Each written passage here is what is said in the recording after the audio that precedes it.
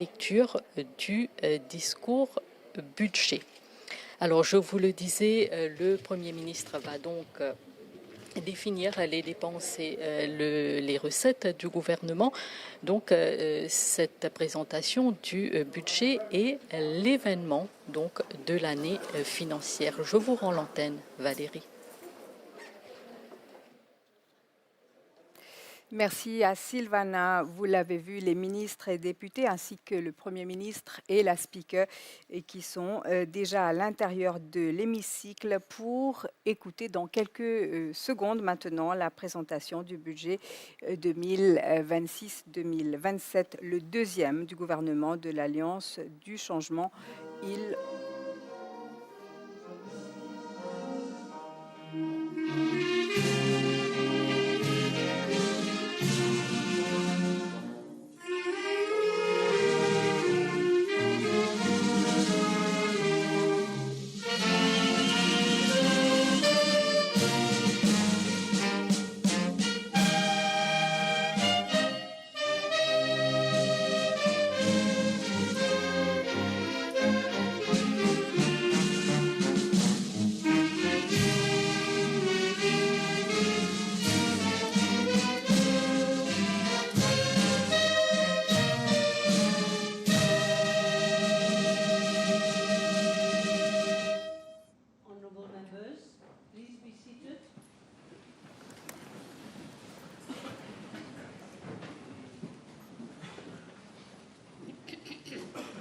Announcements none. Papers have been laid. Motion.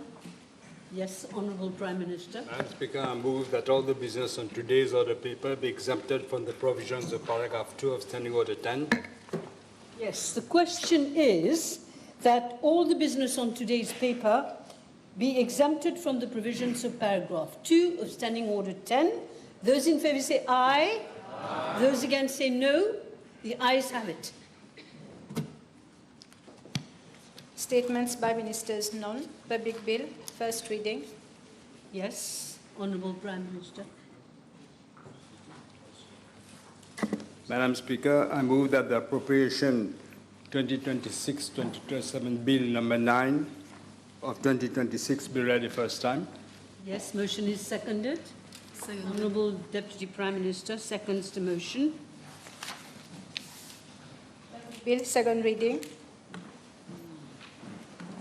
Sergeant at Arms, you may allow members of the press now to enter the chamber for the customary photograph session.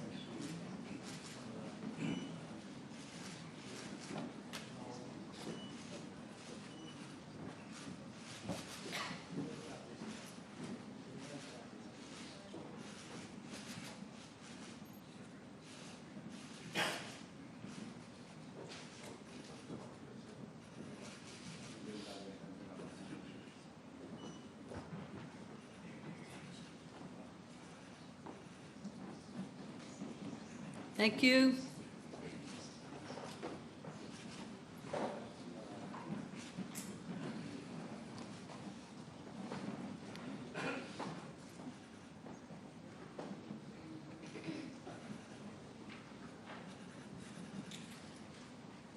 Yes.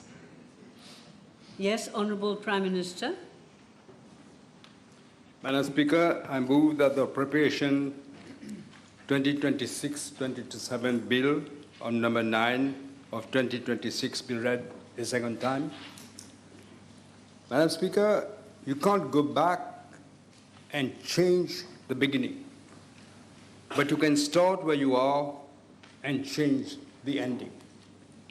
This does not come from me, Madam Speaker, but from Clive Lewis, a famous British author and literary scholar. Madam Speaker, upon taking office in November 2024, we had to make fundamental and difficult choices. We could have chosen the path of least resistance, but we did not. Instead, we chose the most challenging path to reform to build our economy and society and secure the future of the next generation. There has been steady and tangible progress in 2025. The unemployment rate declined from 6% to 5.7%. Inflation, which averaged 7% annually over the period 2022 to 2024, with a peak of 11.3%, fell to 3.7%. Our gross official foreign currency reserves have reached $10.3 billion, the highest level in decades, both in absolute terms and in terms of import cover. Tourist arrivals exceeded 1.4 million, while tourism earnings reached 103 billion rupees, both on record levels. The ICT and financial services sectors maintained their long-term growth path, expanding by 4.5% and 5% respectively. GDP expanded by 3.2%, with most major sectors recording positive growth, and per capita GDP rose by 3.3%. Furthermore, Madam Speaker, when we took office, democracy, as well as freedom of expression, has been restored. Municipal elections have resumed after 10 years of tyranny. Constitutional reform, long debated and deferred for several years, is now being delivered by this government. We have ushered in a new era of representation and inclusion for women. Madam Speaker, women are not just participating, they are in leading roles. Let me give you some examples. The Chief Justice, the Deputy Prime Minister, yourself, the Speaker of the National Assembly, the Governor of the Bank of Mauritius, who is here, 7 out of 10 mayors and deputy mayors, including the Lord Mayoress, who is also here, and Deputy Lord Mayoress of Port Louis, women. Never happened before. Mauritius has regained its rightful place in the international arena. Economic diplomacy is once again at the core of our national strategy. The independence and integrity of major institutions like the Office of the DPP, the Bank of Mauritius, and Statistics Mauritius have been restored. And we have achieved a major milestone in fiscal and statistical transparency with the graduation of Mauritius to SDDS+. Mauritius, Madam Speaker, is the first country in Africa to attain that level. The facts speak for themselves. The reconstitution of our nation is firmly on track. Yet, I must be candid. Madame la Présidente, j'ai toujours dit que je ne dispose pas d'une baguette magique capable de transformer notre pays et notre société du jour au lendemain. Le progrès durable repose inévitablement sur la vision, le temps, la persévérance et un travail constant. Despite the progress we are making, the rebuilding of our economy and society cannot be achieved in a single year or through one budget. It requires sustained effort. Beside the catastrophic situation that we have inherited, we are facing more frequent external shocks in a world fraught with military conflicts and other geopolitical tensions. We are also having to grapple with the mounting threats of climate change. Our growing exposure to natural disasters such as cyclones, droughts, and floods and the disrupting impact of demographic shifts. To achieve our objectives, we will adhere strictly to our 4 guiding principles, which I've mentioned recently: responsabilité, solidarité, efficacité économique, et justice sociale. In a world which is in total disarray, defined by the fog of uncertainty and unpredictability, Mauritius must stand prepared. Mauritius must be future ready. Our actions should be underpinned by the principles of good governance and responsibility. Let me therefore, Madam Speaker, turn to our policies for a future-ready economy centered on a forward-looking, inclusive, higher growth. We have a strategy anchored on the following 7 pillars. First, leveraging AI and digitalization. Second, unleashing a startup revolution and SMEs potential. Third, expanding and modernizing our economic space. Fourth, re-engineering the major existing sectors.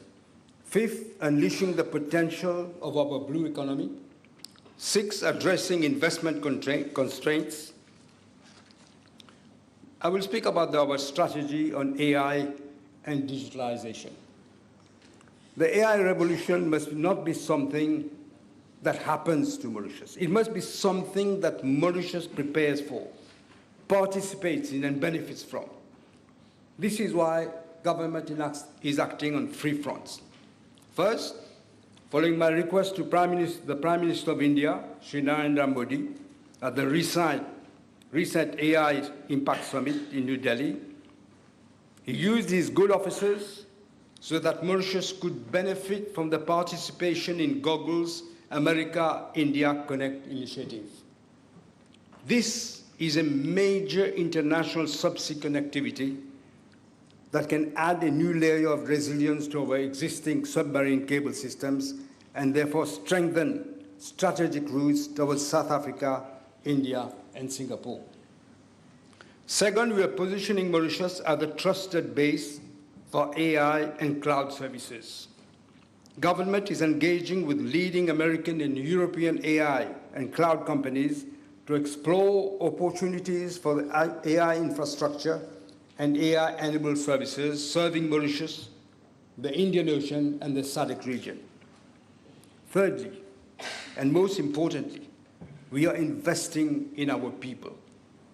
Following the successful MIT GPT education pilot projects in 10 schools, government will now scale up AI-enabled learning across our education system in a safe and responsible manner.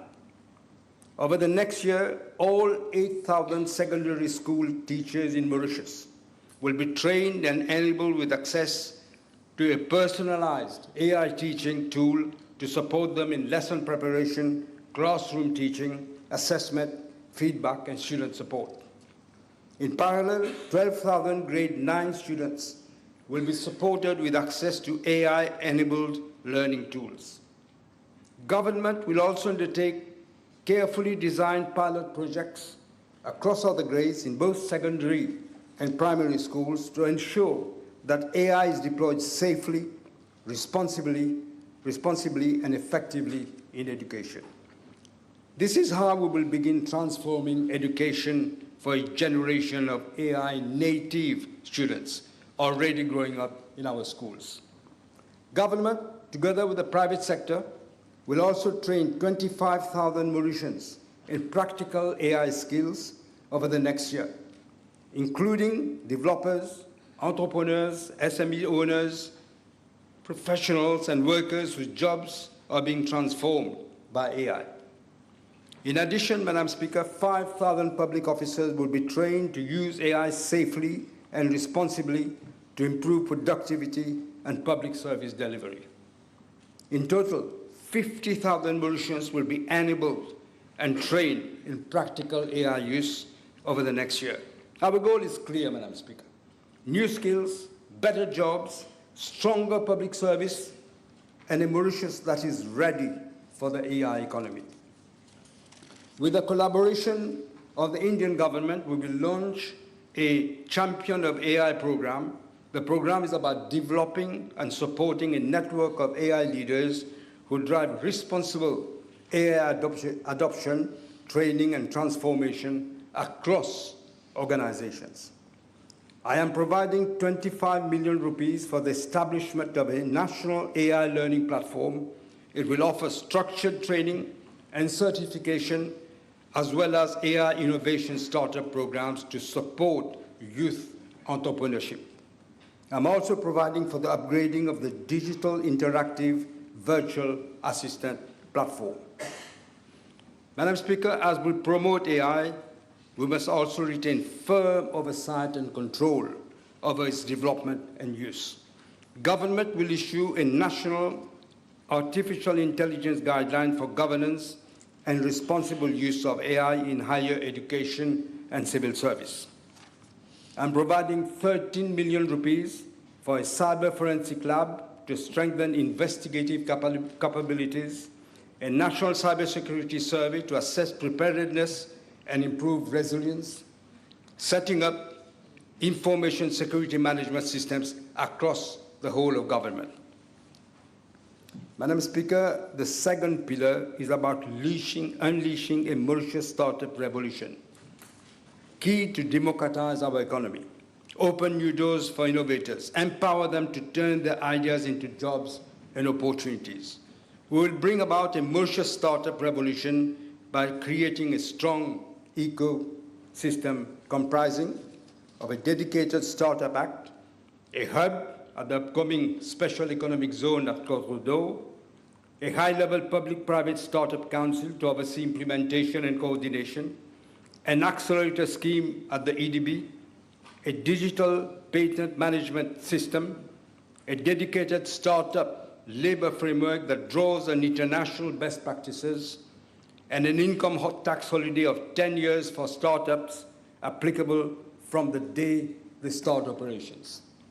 Government will award an innovative scholarship of up to 500,000 rupees in seed funding to 10 university students so that they can turn their ideas into commercially viable projects through the National Research and Innovation Institute. The startup revolution will further consolidate the important role played by SMEs in our economy. As most startups will qualify as SMEs, they will also benefit from our existing and new policies to support SMEs. The new policies include an SME bill to create a more conducive business environment, an extension of custom duty exemption on eligible utility vehicles to registered SMEs operating in the transformative sectors, a single digital platform to be developed by SME Mauritius, sharing information on all schemes, grant, tax incentives, and financing facilities.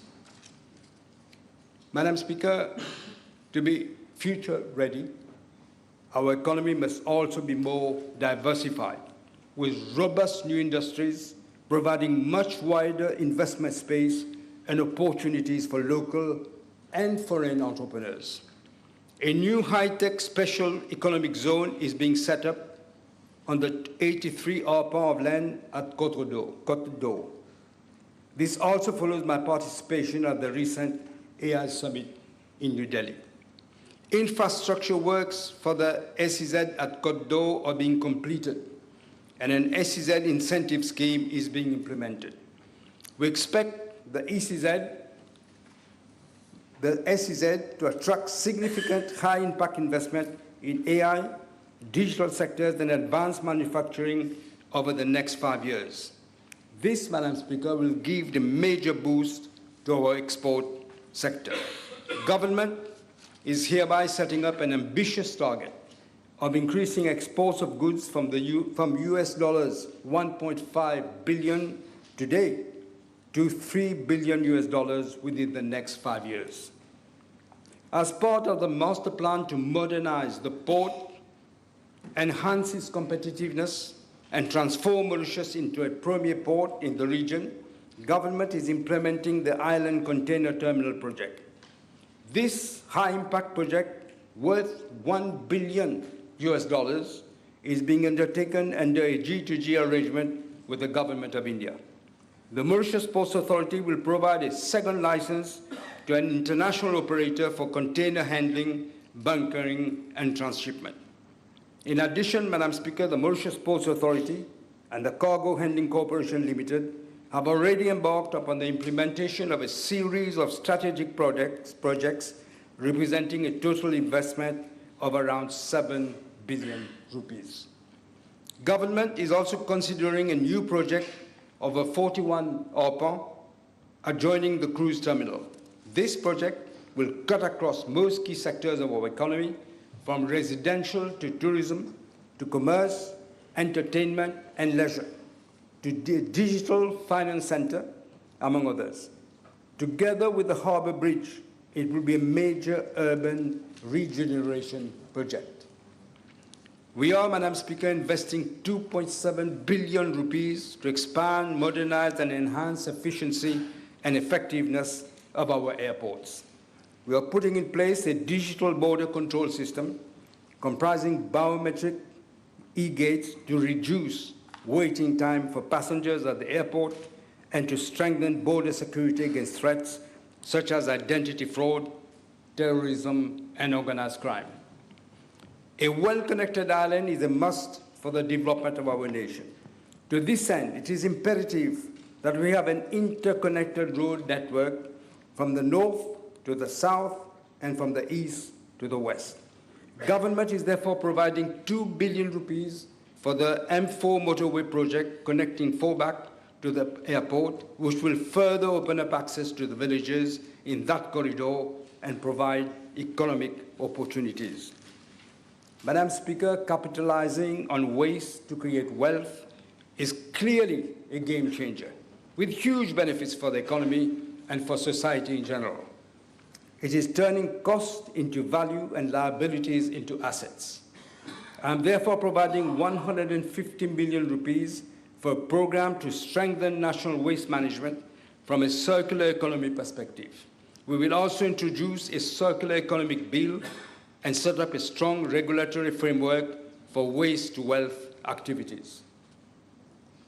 Our fourth strategic pillar will be to re-engineer our traditional sectors and enhance their competitiveness.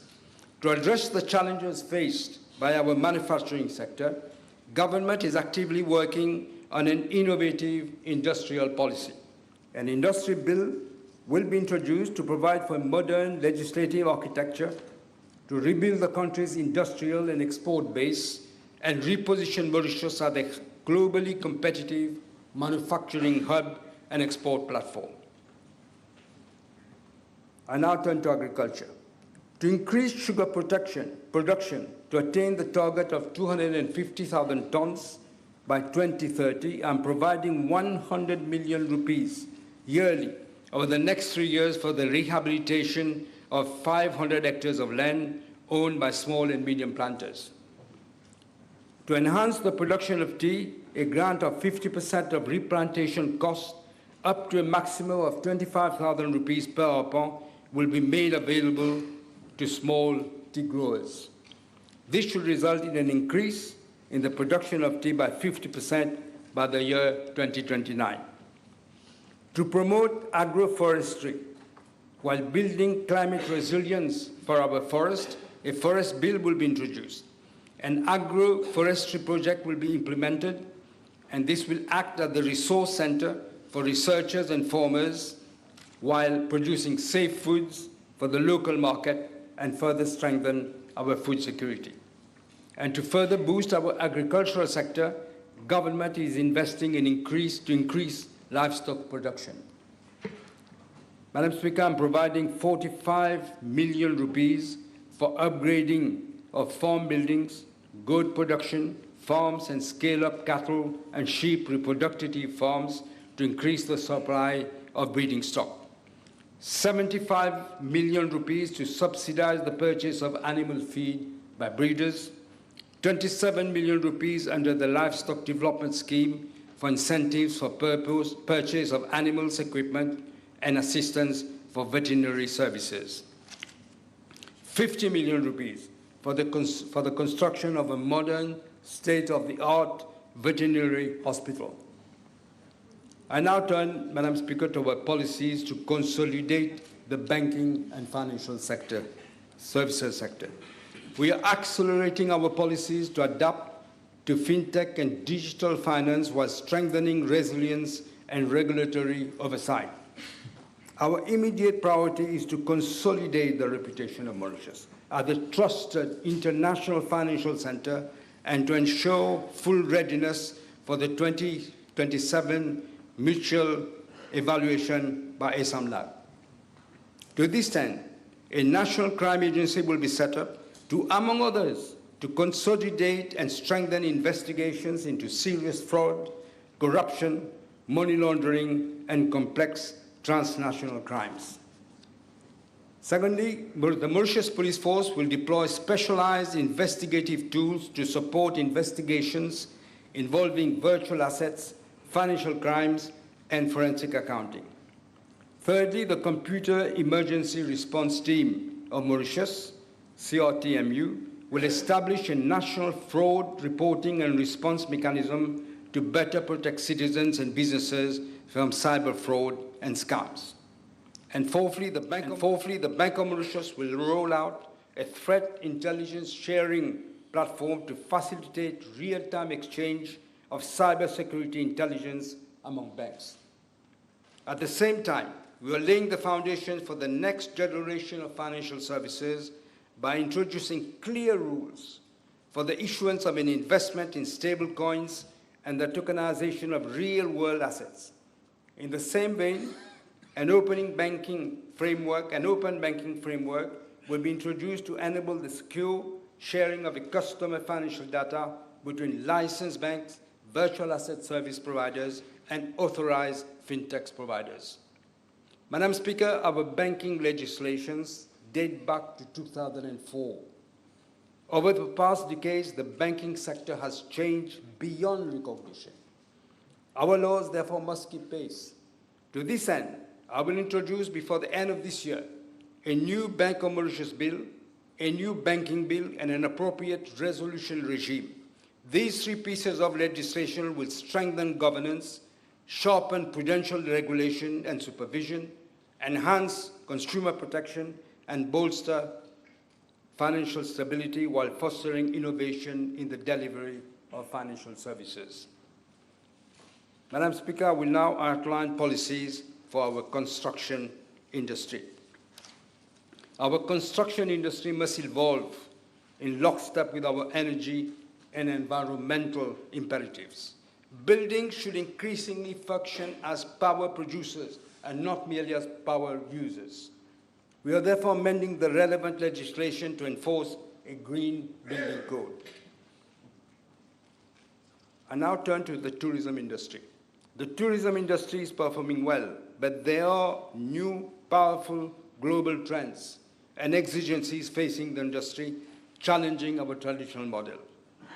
We therefore now need to accelerate the implementation of tourism diversification and sustainability recommendations outlined in the blueprint for tourism development.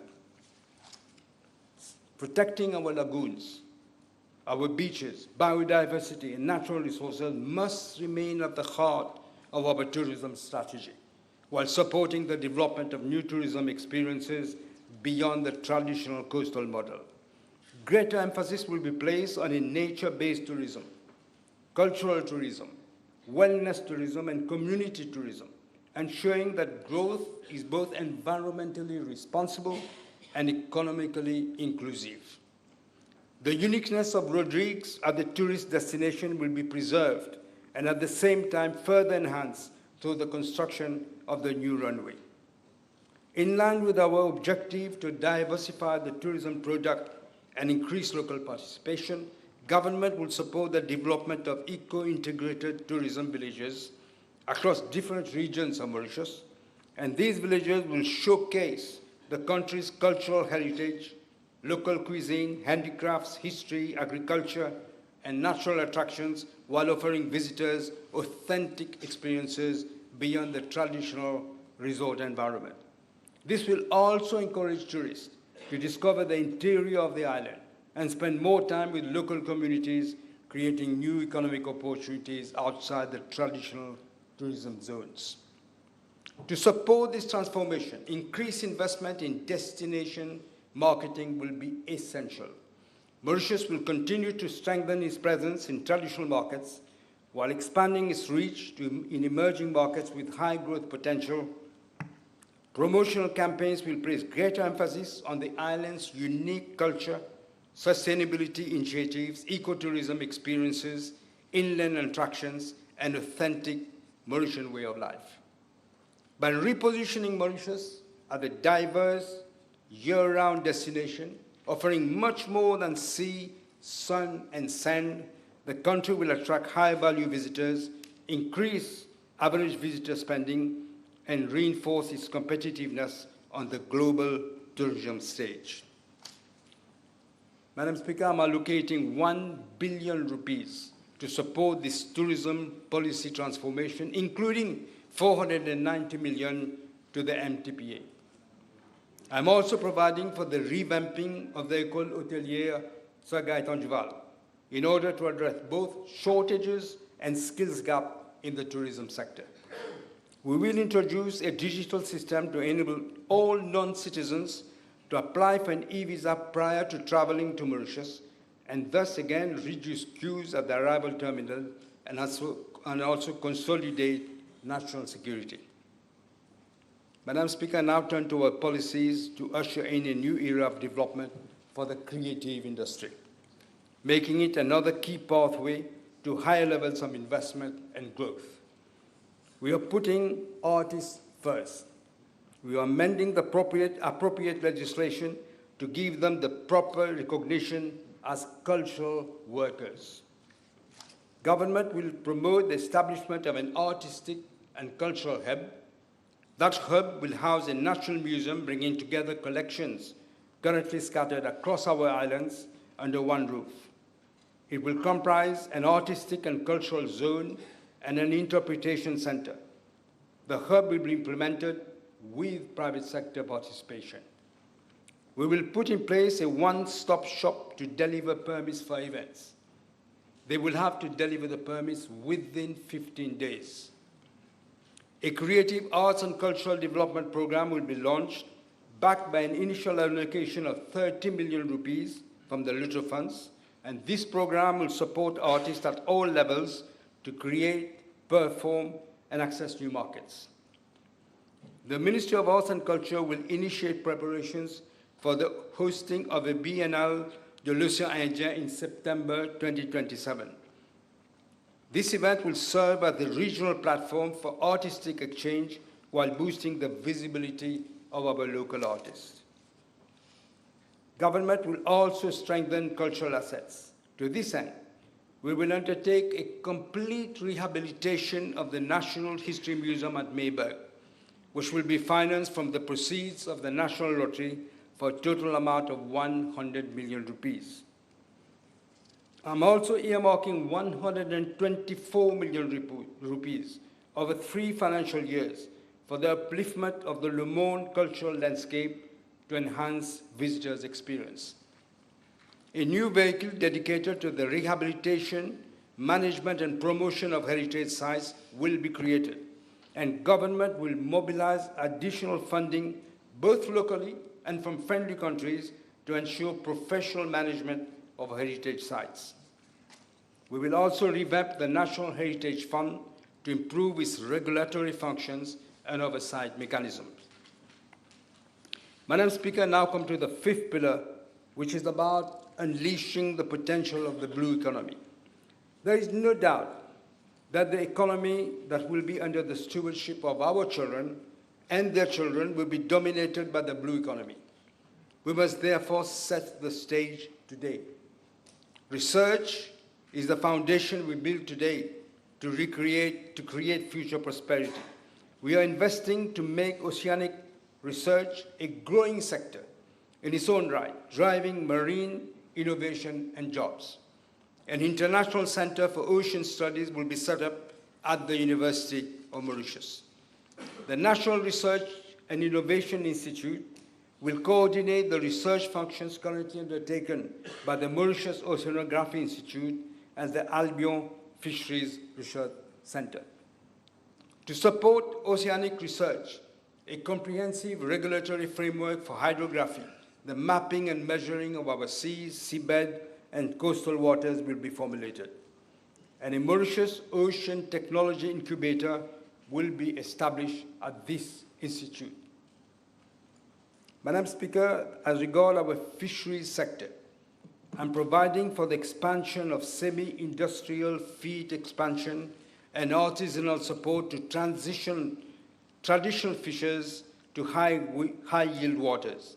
The ADB will issue international expressions of interest for the development of 28 fish farming zones, comprising 20 in lagoon zones and 8 off-lagoon zones, in addition to the 6 barachois. With a view to strengthening the fisheries sector, government will give further consideration to the development of a new fishing port. This would provide modern landscaping, storage, processing facilities, and thus improve operational efficiency, reduce post-harvest losses, and enhance seafood quality standards. And in line with government's objective to build up food security, incentives will be given to encourage bank fishery, expansion of semi-industrial fishing fleet, increase in the development of smart fish aggregating devices, and investment in industrial banks and tuna fisheries. These measures and other policies being implemented by the government are expected to significantly increase local fish production from 5,000 tons to 15,000 tons over the next 3 years.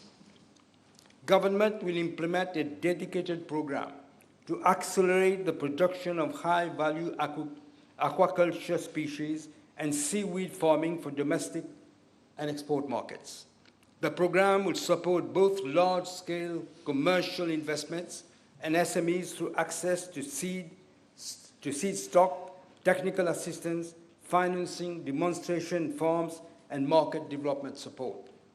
And to encourage aquaculture operators, I'm introducing a 30% freight rebate scheme up to a maximum of $200 per container on approved imported aquaculture feeds.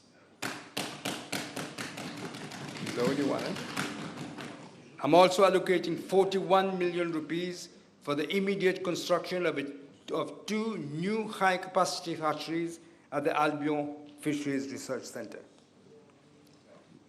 Madam Speaker, I now turn to Pillar 6, which is addressing investment constraints. Our vision for the economy centered on an investment-led growth. It must be supported by a conducive doing business environment and responsive labor market. The ADB will undertake a comprehensive review to streamline the delivery of existing procedures for business licensing and permits. A new business facilitation bill will be introduced to address bottlenecks and facilitate the ease of doing business. Madam Speaker, we're introducing the principle of a silent agreement, which will put an end to this long waiting time. We will leverage AI technologies to enhance effectiveness of investment policies. A multilingual chat box and other AI-powered automation tools will be deployed on the National Electronic Licensing System platform to provide 24/7 support to investors and businesses. A similar AI tool will be introduced at the Financial Services Commission. Our labor market, Madam Speaker, the labor market policies will close gaps, boost supply, and align skills with demand. First, the government will formulate a comprehensive migration policy to attract foreign talents and address labor shortage and skills mismatch. Second, a national e-diaspora platform will be established by the EDB to harness diaspora expertise in support of national development priorities. The Public Procurement Act will be amended to allow public bodies to directly engage qualified diaspora experts for specialized services on mutually agreed terms and conditions. Third, to tackle skills mismatch at its source, we're improving trainer quality.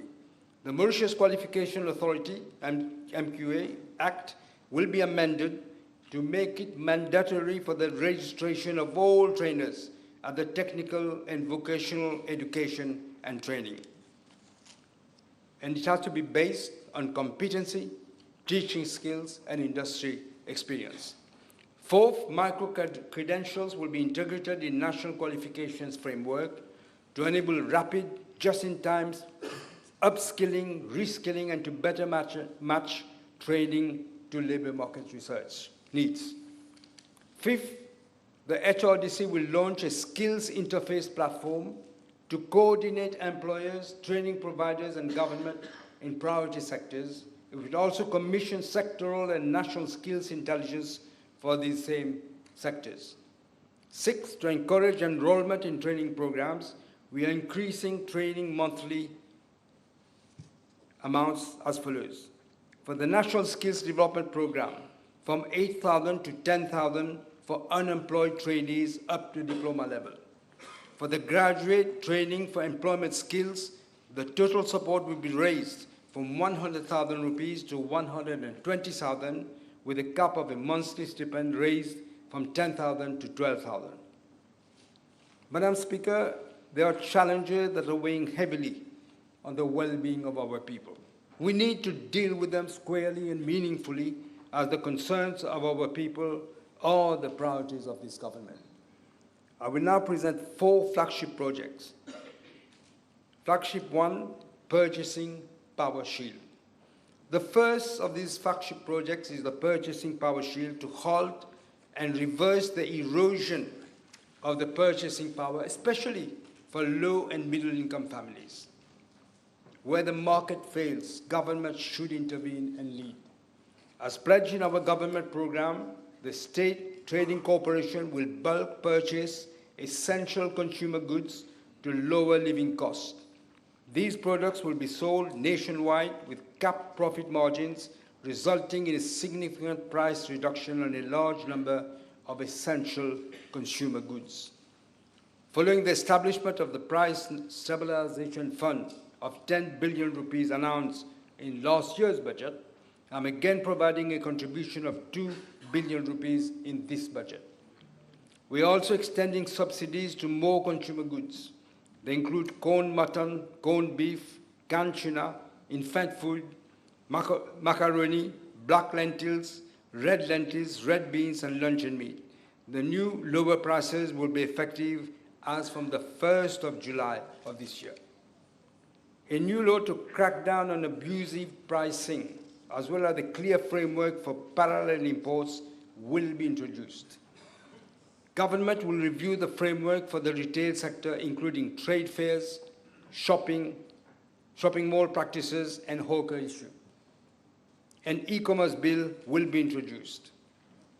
Madam Speaker, now turn to the 25/35 food security project. The central aim of this project is for Mauritius to be able to produce at least 25% of its food requirements, with a minimum dependence on imported inputs by the year 2035. Food insecurity is an existential risk.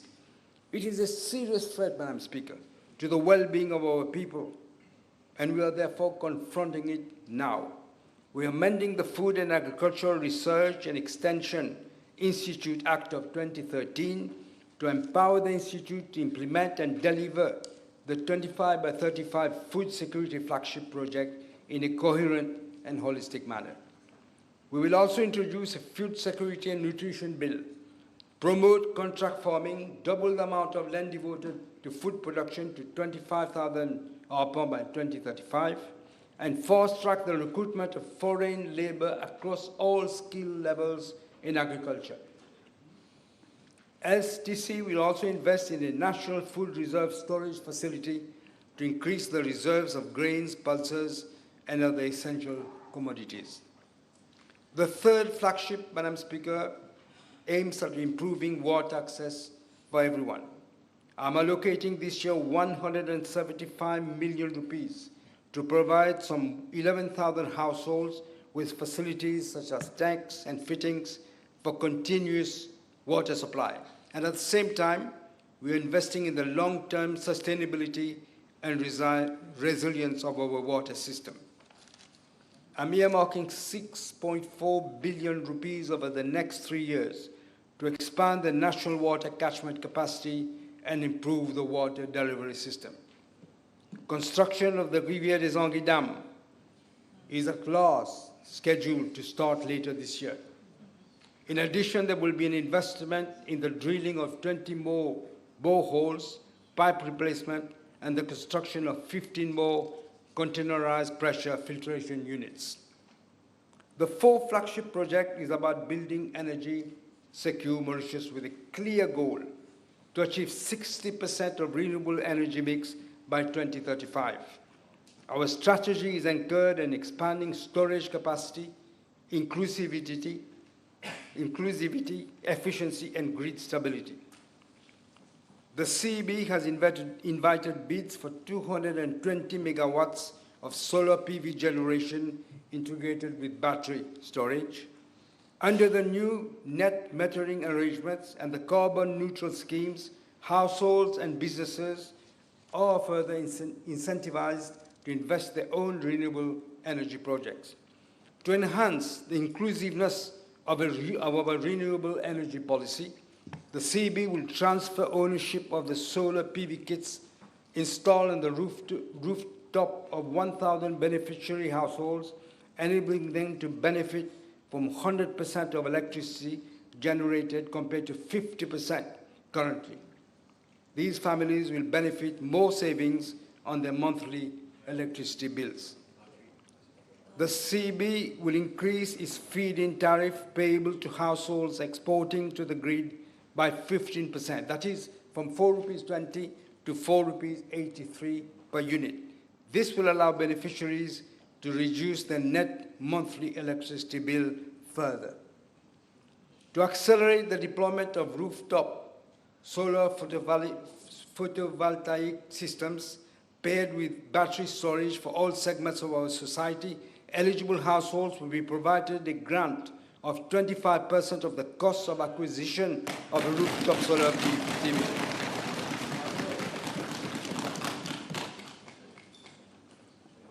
It will be up to a maximum of 75,000 rupees per application under the household rooftop solar PV scheme.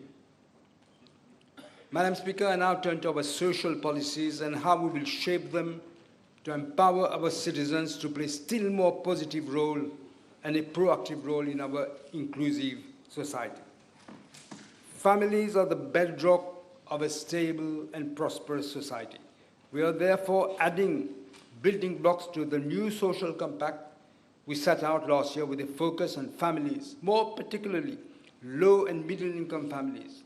Our policy is anchored on the following: inclusive education, healthcare, investing in the well-being and better services, housing for low and middle income companies, aging with dignity, poverty reduction, youth empowerment, strengthening the nation through sport, upgrading public services, law and order, gender equality empowerment and child protection, and environment enhancement. Let me speak first about our policies on education. Education is about preparing ourselves and our children for the new world. It equals upward social mobility and breaking cycles of exclusion. Since assuming office, Madam Speaker, we have made good progress, let's say. We have listened to stakeholders, we have made the system more inclusive and invested to improve standard and the relevance of education. Today we go further. In spite of the pressures of fiscal consolidation, I'm increasing the combined budgets allocated to the Ministry of Education and Human Resources and the Ministry of Tertiary Education, Science and Research by 2.6 billion rupees.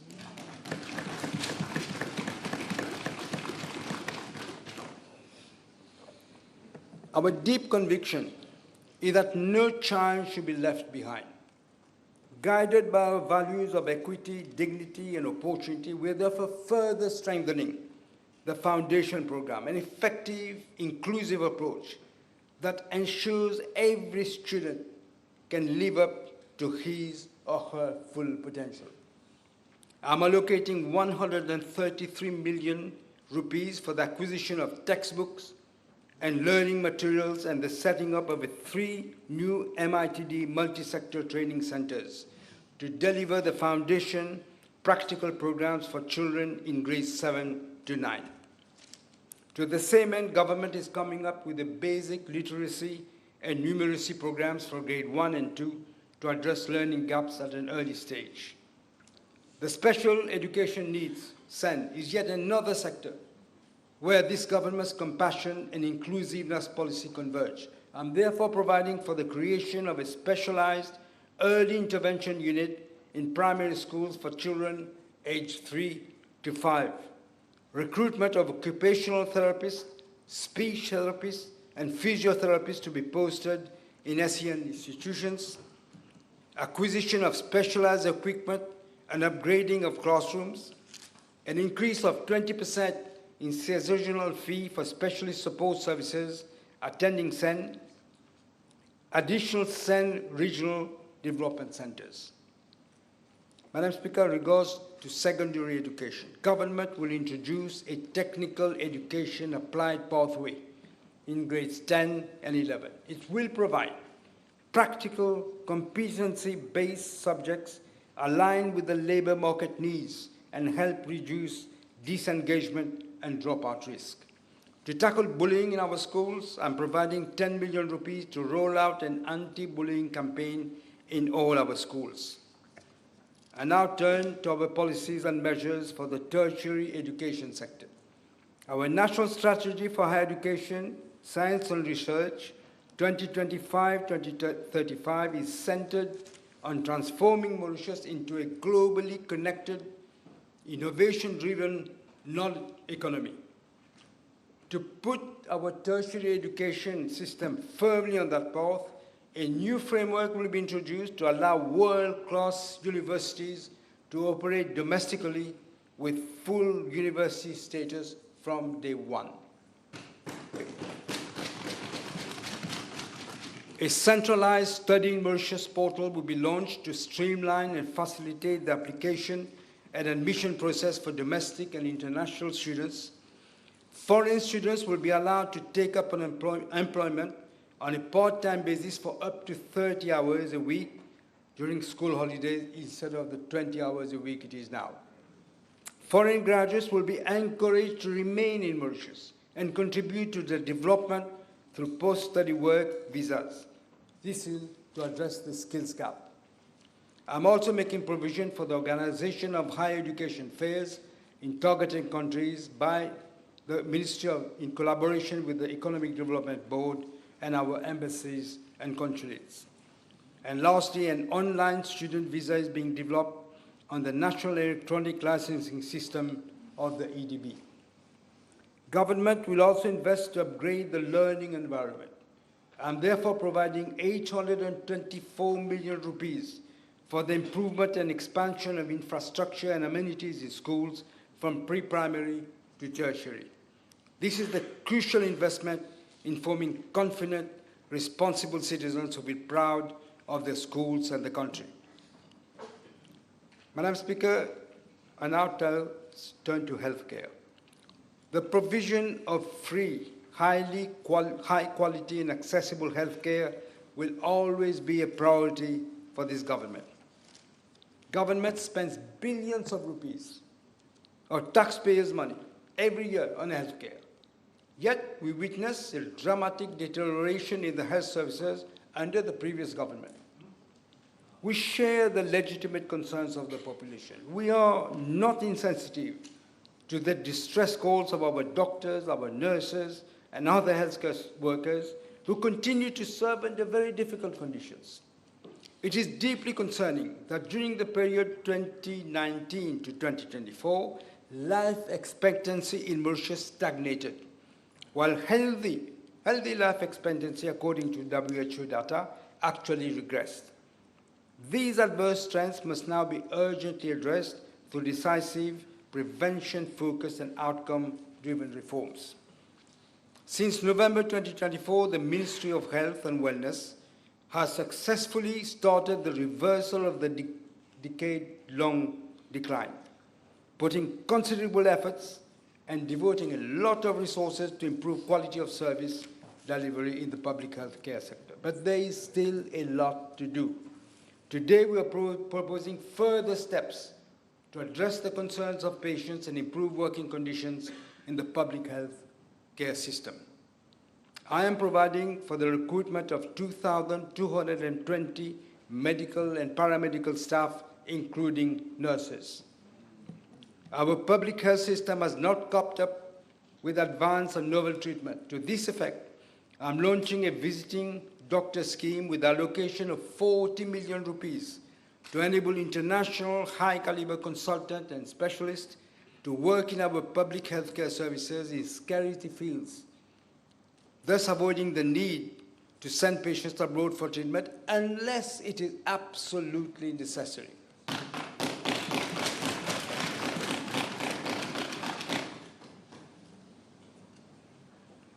Furthermore, Madam Speaker, I'm providing for the training of 26 medical practitioners in anesthesia, reanimation, and radiology, 30 medical practitioners in emergency medicine, 32 medical technologists, 154 nurses in midwifery, oncology, intensive care, community-based rehabilitation, and diabetes, amongst others, because they are specialized nurses. To strengthen delivery of health services and customer care, the regional health advisory boards in regional hospitals will be re-engineered to include patient representation. Hospital administration will now be managed by hospital managers to provide for a more effective and efficient service and cost wastage. Medical staff engaging in management will be trained in hospital management and health policy management. We are investing to make prevention an integral part of our healthcare system. A comprehensive, healthy literacy program will be implemented in our schools. Government will launch a national program to promote healthy nutrition, physical activity, stress management from childhood through old age. We are investing 40 million rupees in order to re-engineer diabetes prevention and treatment. Madam Speaker, disease threats anywhere around the globe are also a threat to Mauritius. More specifically, global health security, the risks related to the increasing globalization of trade and travel, emergence and spread of new infectious diseases cannot be overlooked. To protect our population from these health risks, the Sterile Insect Technique Facility at Sasiv Sagar Ramgulam National Hospital will scale up production and the release of sterile mosquitoes from 100,000 to 400,000 weekly. This solution is safer, more effective and sustainable than fogging. To deal with the outbreak of leptospirosis, the Public Health Act will be amended to introduce fixed penalties for illegal or improper disposal and storage of waste that create breeding grounds for rodents, mosquitoes, and other public health pests. Government is also strengthening surveillance in the community at airports and other seaports. An investment of 1.4 billion rupees will be made to modernize and expand our healthcare infrastructure through the construction of the new SSRN hospital, including research facilities at Pamplemousse, the establishment of Africa's first Ayush Center of Excellence. It will be the first, Madam Speaker, outside India, the only one. Third, a modern national health lab. Fourth, a dedicated dialysis unit at the ENT hospital. And fifth, an interventional neuroradiology service for acute stroke and aneurysm. To position Mauritius as the regional hub for the treatment of obesity, diabetes, and cardiovascular disease, a center of excellence in cardiometabolic care and research will be established. The center will provide advanced diagnostic services for early detection and prevention of heart disease and establish dedicated women's health services for hormonal and metabolic conditions, including polyendocrine metabolic ovarian syndrome. A national clinical trials network will be established across the public health care, improving access to innovative treatments and technologies. And in this respect, I must say, through my personal initiative, the Hatter Institute of the University College Hospital in London has given us 29 million rupees already. To strengthen evidence-based healthcare, an additional 30 million will be invested in research focused on the major health challenges affecting Mauritius' multi-ethnic population. To prepare our healthcare system for the future, healthcare professionals and future clinical leaders will receive training in artificial intelligence. A dedicated healthcare innovation and artificial intelligence unit will be established to evaluate and safely implement new technologies, improving efficiency and strengthening healthcare delivery. I now turn to our housing policy, Madam Speaker. To strengthen social resilience, we are weaving in our social fabric a fair housing policy. A decent home is the foundation of dignity. Such dignity must become a reality for every low and middle income household in this country. For low income social housing, I'm providing 2 billion rupees for off-site infrastructure under phase 1 of the 8,000 social housing project. I'm also providing 25 million rupees for the critical drainage needed for the infrastructure at Highland and Richtere. Furthermore, government will partner with the private sector to deliver mixed income housing projects on privately owned land. A proportion of these units will be reserved at preferential rates for both low and middle income families through the National Housing Development Company Limited and the new Social Living Development Limited. Madam Speaker, the state land, there has been abused, but state land will be made available for the development of around 1,000 housing units for middle-income families. This will be in partnership with the private sector on a pilot basis.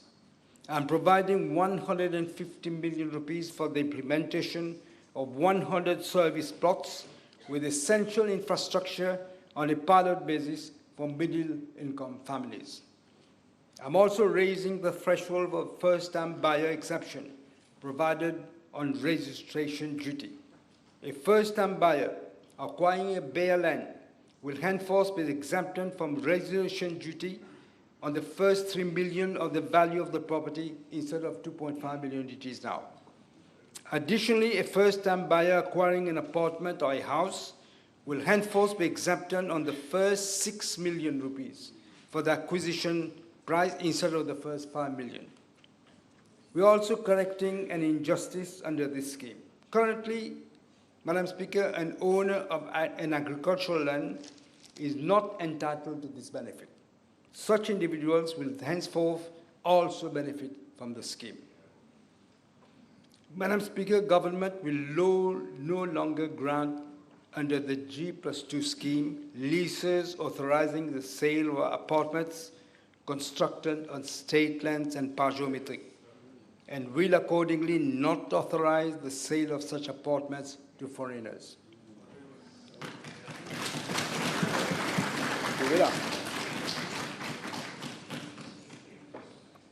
This restriction, Madam Speaker, I should add, will not apply to leases already approved that authorize the sale of a disposal of such apartments, nor to the disposal by a person who already holds ownership of such an apartment. In other words, grandfathering. In addition, a special levy of 10% will be imposed on the sale of such apartments payable by the vendor. This levy will not apply to notarial reservation contracts that have already been signed. I now turn to our policies to support aging and dignity in our society. We will not leave the well-being of our elders to chance. We are reshaping our systems with care and foresight so that every elder in our country can age with security, dignity, and peace of mind. First, we will support our elderly as they plan their financial security, especially the hard-working middle-income families. It is not fair that our middle-income families have to deposit their savings in low interest-bearing deposits, often at a negative real interest rate. Government will therefore introduce a retirement savings bond, offering an attractive annual interest of up to 6% for individuals who are saving for retirement. Second, I'm providing 10 million rupees to improve the infrastructure and facilities in the recreation centers that our elders, so that our elders can receive better and more services. Third, to ensure that our elderly get the health care they deserve, each regional hospital will now have 2 geriatric wards dedicated for acute care for the elderly.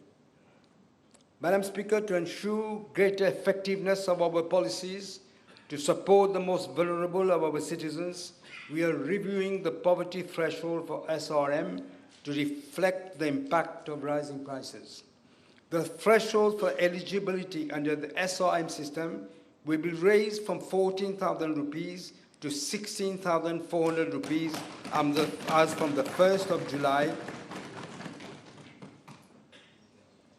and to 17,500 rupees as from the 1st of July next year.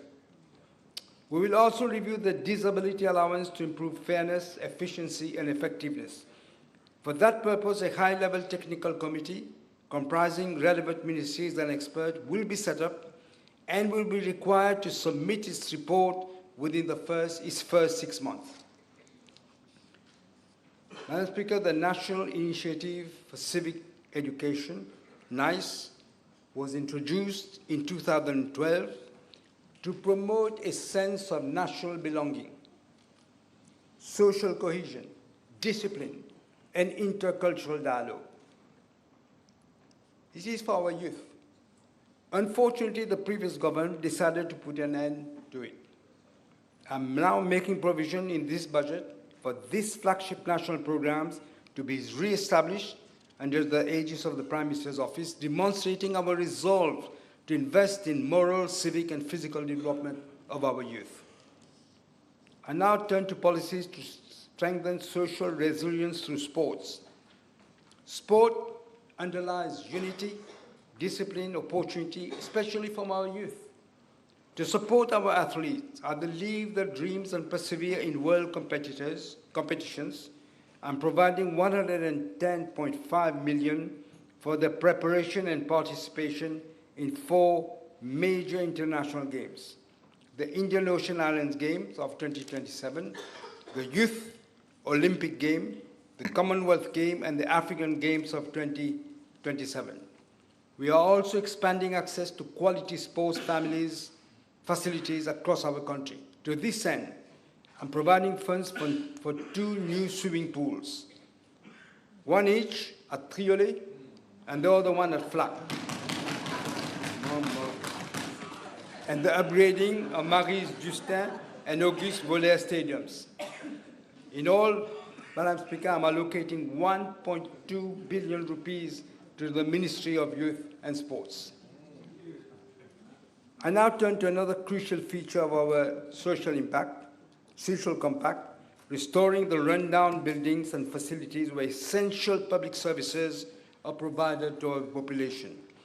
The government will launch a comprehensive public asset upgrade program to modernize our courts, post offices, police stations, and other facilities, many of which are run down. I am allocating 10 million rupees for an assessment on how to enhance access to public services through a comprehensive upgrade of vital facilities and equipment across our country. Madam Speaker, I now turn to our unwavering commitment to decisively address the law and order situation.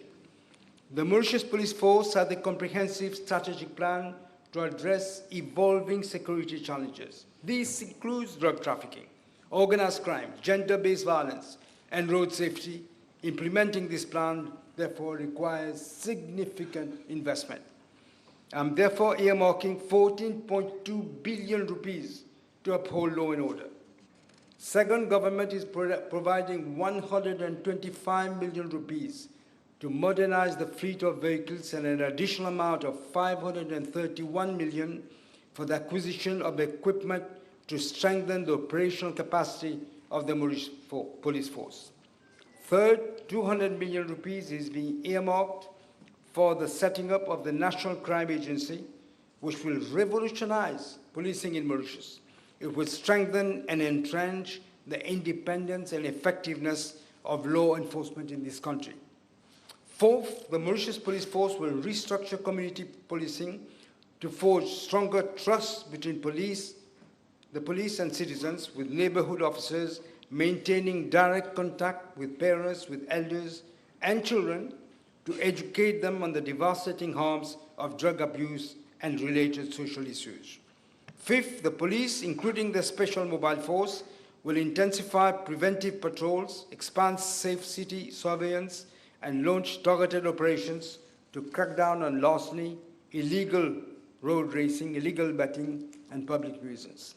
Six, we will launch comprehensive awareness campaigns on cyber-related crimes. Our fight against the drug scourge will be three-pronged: prevention, dismantling of systems entrenched by the drug lords, and healing. Our prevention policy will focus on keeping our young people away from the drug trap. We are providing another 80 million rupees for the National Drug Agency for Drug Control, NADEC.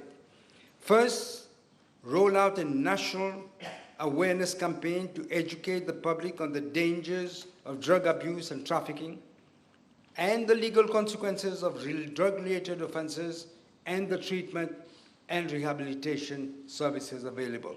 Second, to introduce an early warning system which will connect hospitals, laboratories, and law enforcement agencies in real time to quickly identify and inform the community on new psychoactive substances. And third, provide government with information and intelligence to make informed decisions and respond quickly to emerging trends. The fight against drugs should not be limited to the police force only. We need concerted efforts. We are therefore uniting law enforcement agencies, government institutions, NGOs, and all stakeholders in a cohesive, holistic, and relentless war against this scourge. Each one must play its role fully. Government will ensure that all public sector bodies and institutions contribute to a fight against drugs. I am therefore allocating a sum of 50 million rupees to be used by each ministry for integrating the fight against drug trafficking and substance abuse across their policies and operations. The law will be amended to criminalize a broader range of synthetic drugs.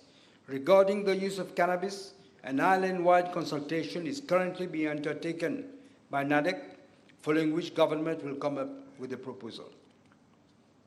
Madam Speaker, it is the firm intention of government to dismantle the network that supports the activities of drug smugglers and dealers. To sustain the actions already initiated to revamp the anti-drug and smuggling unit, I'm allocating an amount of 436 million rupees.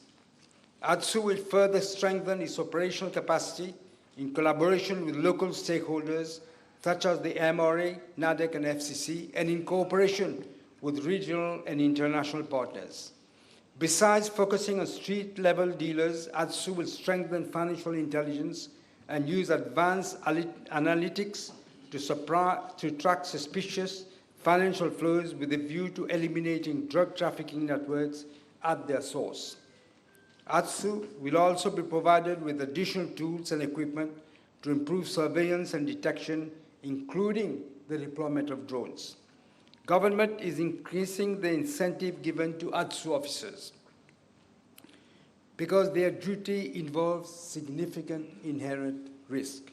Therefore, we're raising the ad hoc allowance from 2,000 to 5,000 per month. An amount of 85 million rupees is being provided for advanced drug analysis equipment to strengthen the capacity of the forensic science lab. Consideration will also be given to outsource tests to local and international private laboratories. The Mauritius Revenue Authority will invest 72.5 million rupees for the acquisition of a fast interceptor boat and a vehicle scanning machine to enhance maritime surveillance, drug detection, and combat drug trafficking in the region. Madam Speaker, we must see the drug addicts as victims who need a helping hand to escape this drug trap. To this end, government is strengthening rehabilitation programs.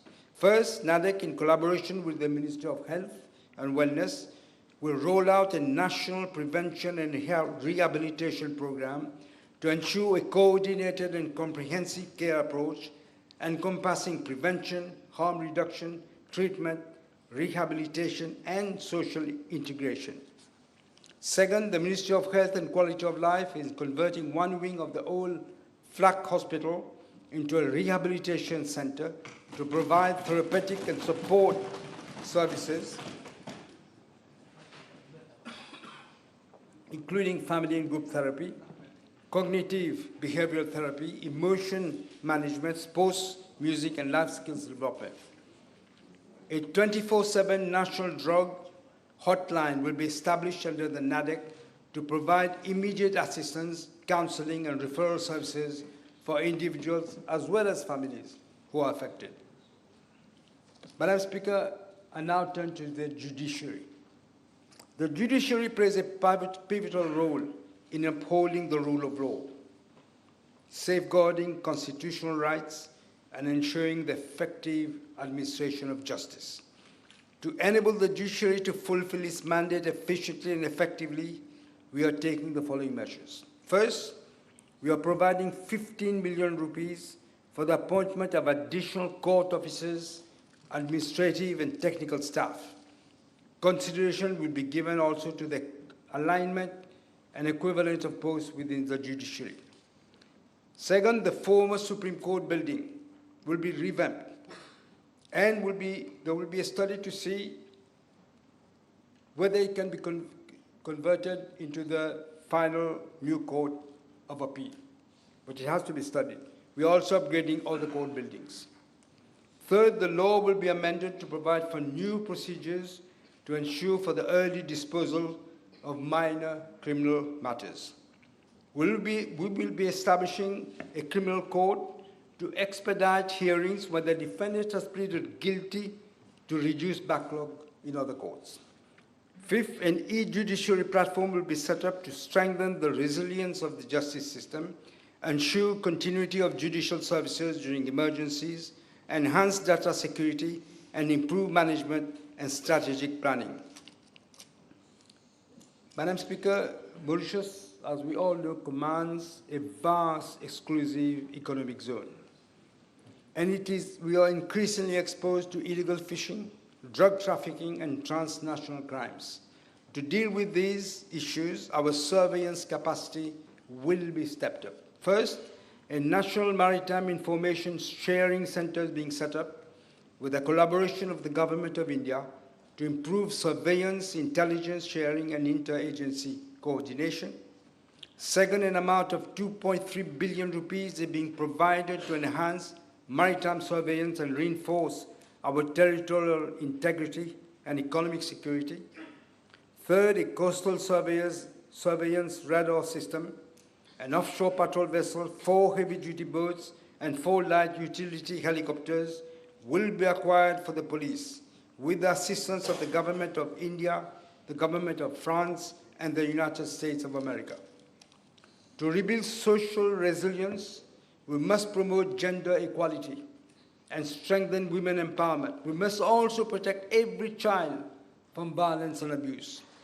To advance gender equality, we're extending national gender policy across all sectors to ensure gender is fully integrated in decision-making.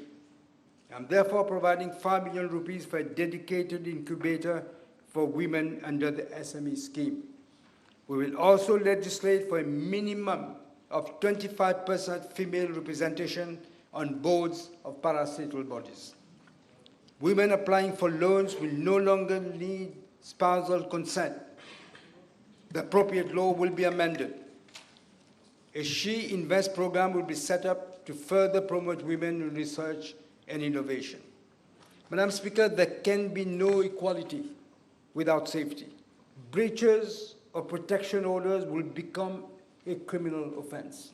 A new domestic abuse bill will strengthen protection orders. A gender-based violence coordination committee will be set up to ensure rapid multi-agency response.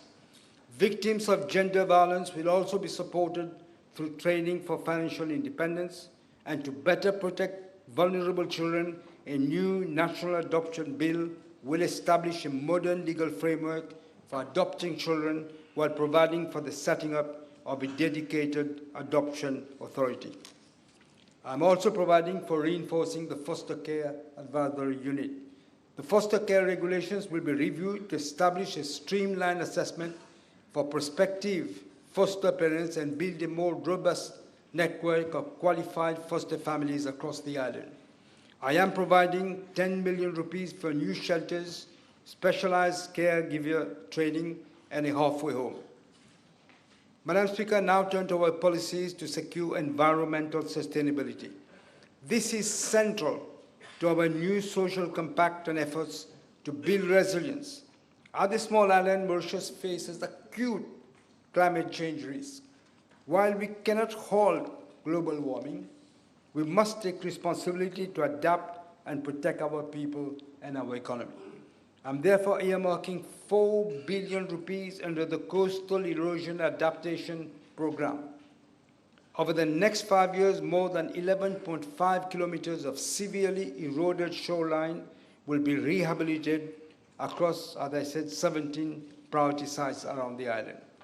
Government will complement coastal protection works with nature-based solutions, including reforestation programs, wetland conservation, dune restoration, and the rehabilitation of coastal vegetation.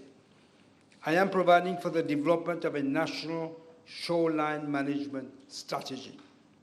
The Maurice Îles du Rap project, which was widely acclaimed internationally, will be revived as part of our green transition strategy. Madam Speaker, it is clear our country needs a profound socio-ecological transition. It is our responsibility to create the conditions conducive to making our policies effective and to foster a more harmonious relationship between peoples and nature. I'm therefore providing for the setting up of a Just Transition Commission, which will lay the foundation, promote alternatives and visions for just transition towards an ecological and just society, including the democratization of the economy. I now turn to policies and measures to foster the development of road rigs and outer islands. We are providing support to road rigs to develop resilient infrastructure. This includes the new runway at Plan Kouai, an access road to accelerate the operation of the Technopark at Baladiru. For financial year 2026-2027, government is allocating 5.5 billion rupees for recurrent expenditure and 825 million rupees for capital expenditure for the Rodrigues Regional Assembly. Overall, government expenditure for Rodrigues will now reach 11.2 billion rupees. I'm providing for the finalization of the comprehensive master plan focused on housing, infrastructure, healthcare, education, renewable energy, food security, climate resilience, and ecotourism for Agariga. Madam Speaker, a major diplomatic milestone in 2025 was the signature of agreement between Mauritius and the UK on the Chagos Archipelago. Under this agreement, the UK recognizes the sovereignty of Mauritius over the entirety of the Chagos Archipelago, including Diego Garcia. Now, pending the completion of the necessary procedures in the UK for the ratification of the agreement, the government of Mauritius reiterates that the Chagos Archipelago is and has always formed part of an integral part of the territory of Mauritius. This was confirmed by the International Court of Justice in its advisory opinion on the 25th of February 2019.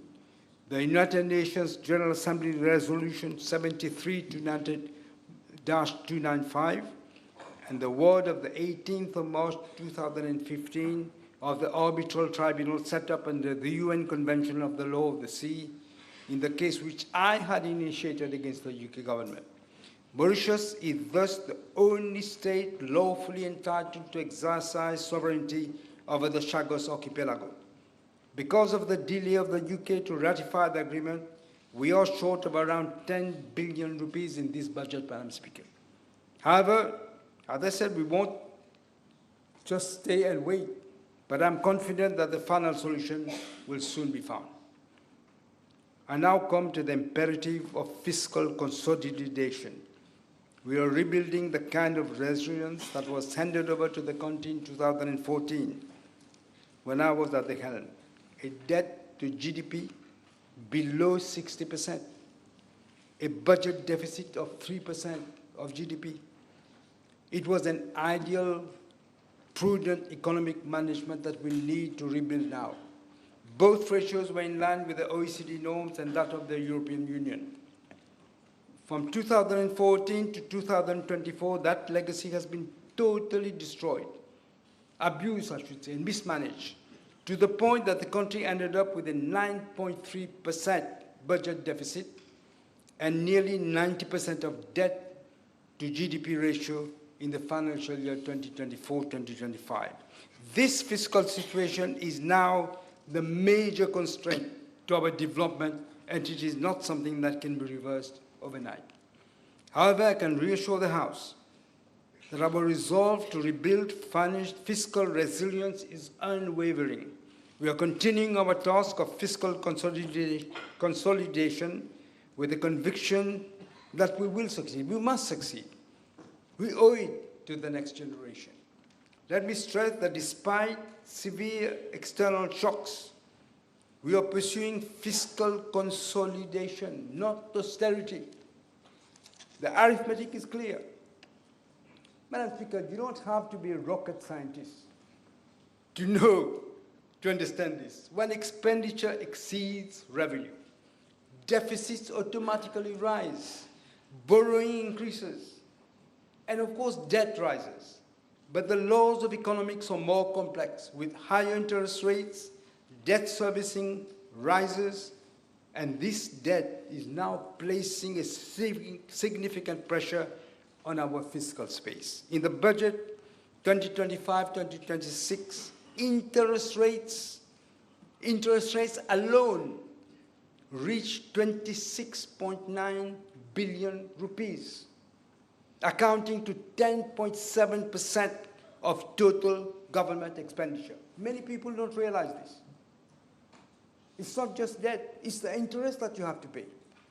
To restore fiscal sustainability, we must curb spending and raise revenue. Continuing the unsustainable and reckless mismanagement of the economy as in the past would drive our economy into deeper distress and risk. Then we can talk of austerity. That is precisely why any responsible government must and should avoid at all costs.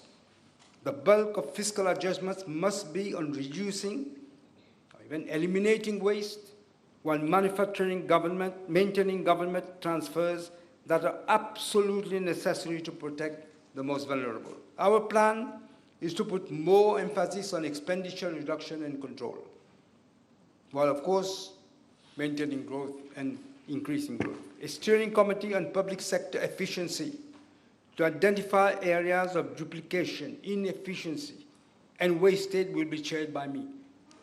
Every ministry and department will have to submit to that committee a concrete plan to improve efficiency without compromising service delivery. Now, the committee will be set up to examine the expenditure of each ministry and ensure that we act on the findings of the Director of Audit report. Every year we read the report, every year we see the same things in it. The committee will be chaired this time, for the first time, by a Deputy Financial Secretary who will look at every detail. Today, Madam Speaker, we take immediate actions on this critical endeavor. First, Members of Parliament will henceforth be eligible for only one duty-free car for personal use per mandate instead of 3 years.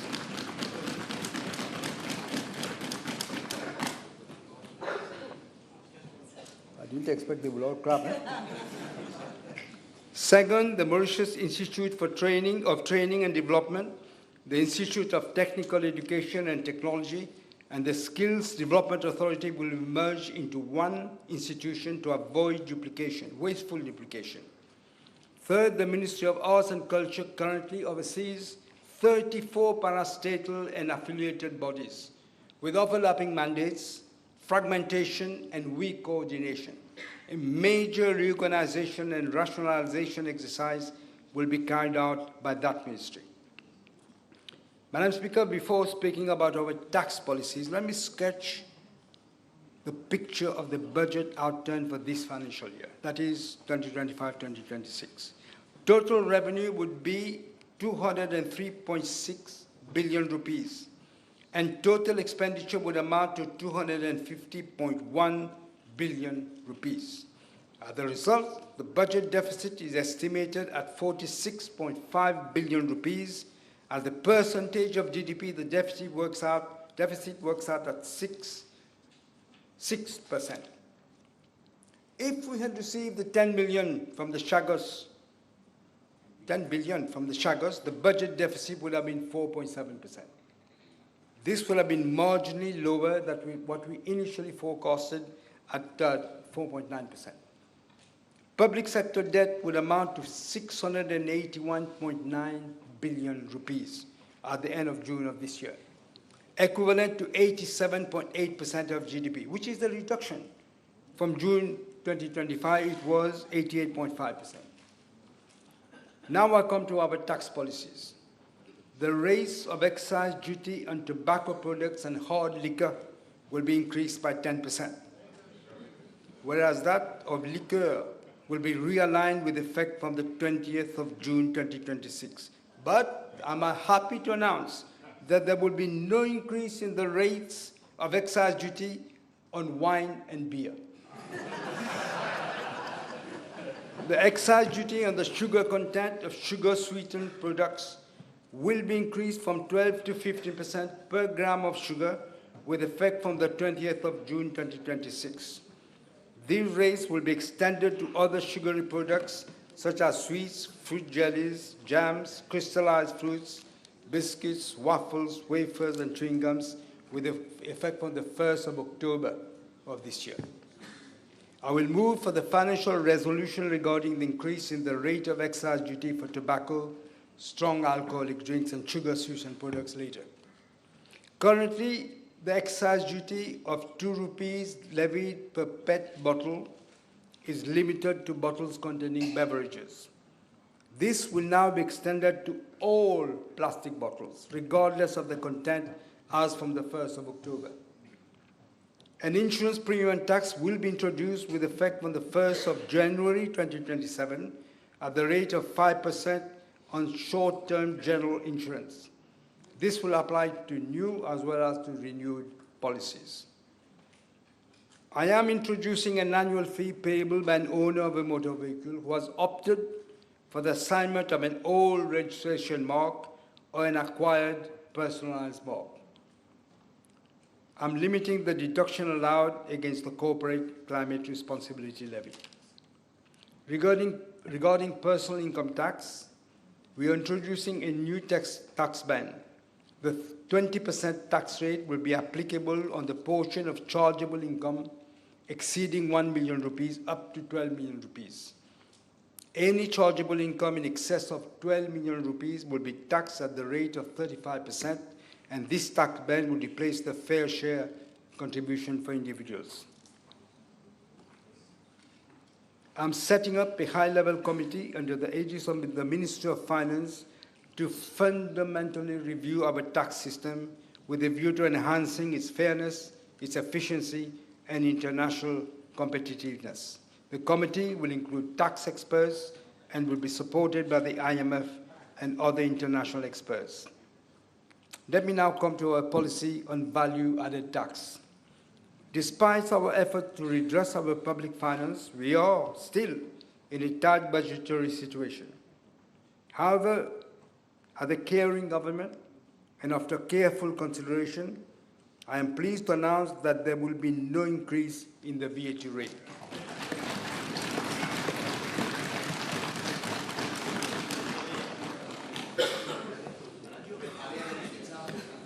For 2026-2027, we are expecting the total revenue, inclusive of the receipts from Chagos, to reach 235.5 billion and the total expenditure of 226.7 billion rupees.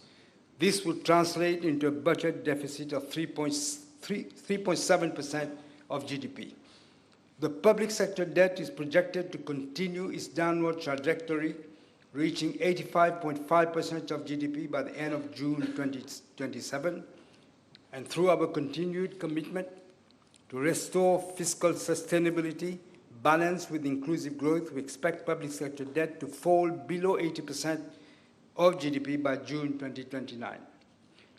Madam Speaker, despite this downward trend, we must remain mindful that our debt level is still significantly higher than that of our peers and continues to be closely monitored by the rating agencies. We cannot, I've explained this before, we cannot afford a downgrade. Contrary to what some may believe, the consequences will extend far beyond the business sector. A fall into speculative or junk status would weaken our currency, raise the cost of imports, place additional pressure on household budgets through higher prices, will also lead to higher borrowing costs for households. That is why we must remain vigilant and stay on course on fiscal prudence, ensuring that we continue to strengthen our economic resilience and safeguard our long-term prosperity. Madam Speaker, now I will turn to pension reforms.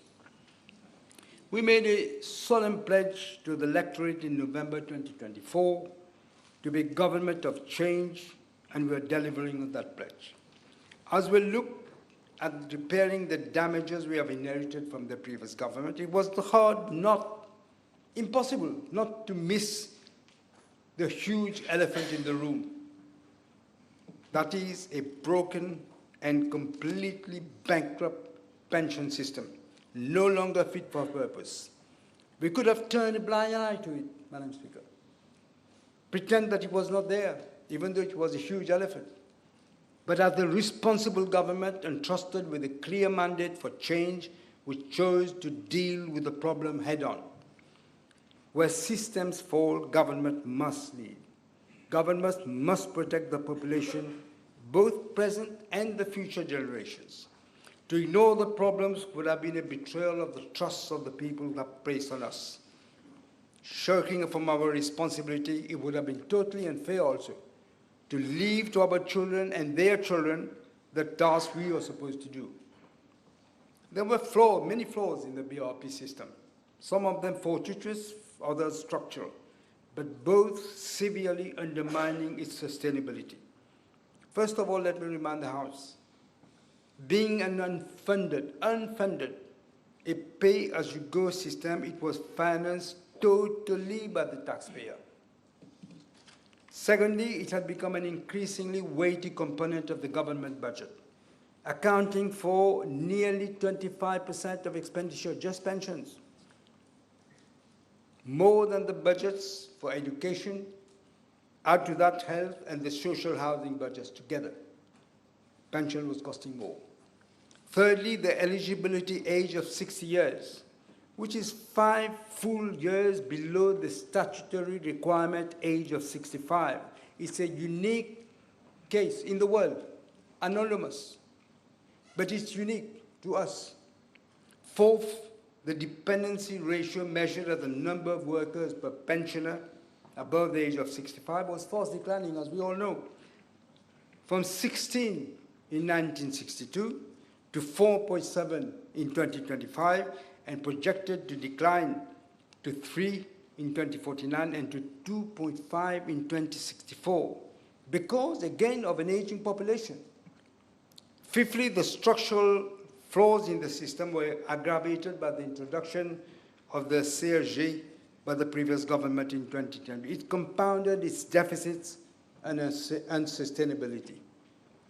The situation, Madam Speaker, had clearly become beyond alarming and unsustainable. We therefore took the decision to restore the fairness and sustainability of the BRP system. In this regard, the reform process we initiated last year was guided by the fundamental principle that a pension system must be founded on the twin pillars of equity within and across generations. And we did not want the reform to be sudden. Accordingly, we announced a progressive realignment of the eligibility age for BRP with a statutory retirement age of 65. In the same speech, I announced the setting up of a commission of experts to conduct an in-depth, holistic, and comprehensive review of the entire pension landscape of the country and make recommendations for fair and sustainable reforms. After conducting wide-range consultations with all stakeholders, inviting submissions for proposals from the wider public, which I must say took an active part in the process. A month ago, the Commission presented its interim report to the steering committee, which I chair. But due to the urgency of the situation, government has decided to act immediately on the policy options recommended by the Commission in its interim report. Therefore, today I'm announcing the package of reforms of our pension system. First, a unified, independent pensions regulatory authority will be established, which will decide on general and specific pensions policy. Secondly, a central pensions administration bureau will regroup all state-sponsored schemes into one place to digitalize and facilitate service to members and pensioners. Thirdly, the following changes to the BRP will take effect as from the 1st of January 2027. Madam Speaker, there was unanimity amongst deponents that only those people not in employment should qualify for drawing a BRP. This is the case in almost all countries. However, as a compassionate government, we acknowledge that it represents a significant part of the total earnings of low-income earners above the 60-year-old limit. Accordingly, I'm pleased to announce that employment status will not be a criteria for state pension eligibility. Only qualifying age, solely qualifying age, not employment. Therefore, BRP will henceforth be renamed State Age Pension, or SAP for short. The transitional measures announced in 2025 remain in place for the phase eligibility between the ages of 60 and 65 to the state pension. All the so-called CSG pension allowances will be consolidated in the into the SAP. A universal means test will apply individually to eligible beneficiaries based on their taxable income above a threshold of 14,000 rupees. This threshold, 14,000 rupees, is the World Bank relative poverty line, or 50% of the median income, which is 28,000 rupees. In effect, every eligible individual, with these changes, every eligible individual with an income below the threshold of 14,000 rupees will now receive the full SAP, full. Individuals with taxable income above the threshold will also receive an SAP top-up entitlement gradually adjusted through a tapering mechanism. Now, an individual above the age of 60 earning up to but not exceeding 50,000 rupees per month in taxable income will therefore qualify for a SAP regardless of whether they are working or not. They will qualify. The minimum SAP will be 1,000 rupees, representing a de minimis benefit. In effect, the pension is a top-up of the income of eligible beneficiaries It phases out gradually as the income rises above the threshold of 14,000 rupees until it reaches the cutoff point of 50,000 rupees.